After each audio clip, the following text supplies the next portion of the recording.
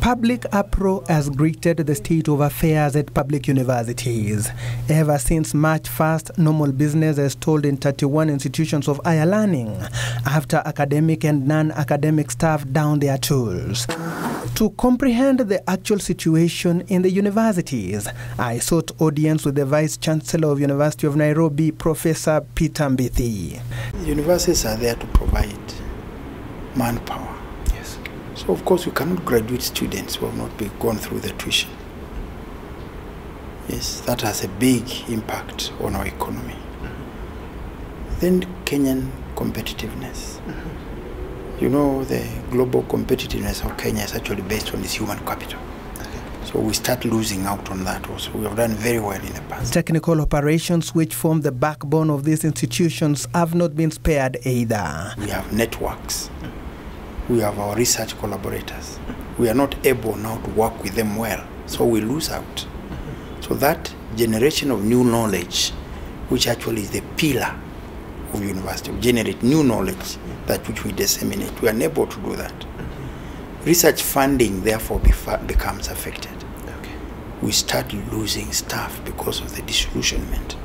Because any good staff, any good professor will not want to work in a university that is disrupted every time.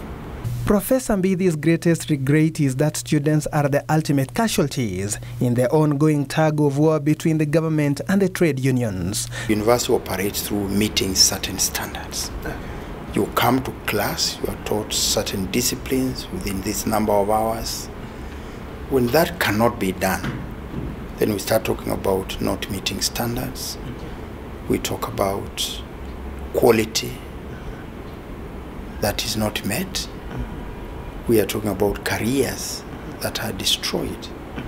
We are talking about students, Kenyans, whose careers are destroyed. The soft-spoken Vice-Chancellor is adamant the country finds itself on the edge due to insincerity during negotiations. The university councils have come out to engage the unions, but it looks like when it comes to the negotiating table, certain things take precedence. And people tend to go to the negotiating table with a plan to go on strike. But at the heart of the matter is remuneration of staff in universities. What university staff have achieved through their unions has been great, because prior to that, the pay for the university staff was indeed not very good at all. But over the years, since 2004, there has been progressive improvement of the terms and conditions of service of the staff. But the staff feel that this is not good enough. His sentiments resonate well with those of Inter-Public Universities Council's Consultative Forum. That the public universities are yet to totally recover from the 2017 industrial actions that greatly affected the learning. Noting that IPCC have dealt with and successively concluded issues related to universities' staff salaries of the 2013-2017 CBA. I think in this particular instance, there was haste. The CBA in question begins 2017-18 through 2021. So we actually not even completed the first year of that CBA.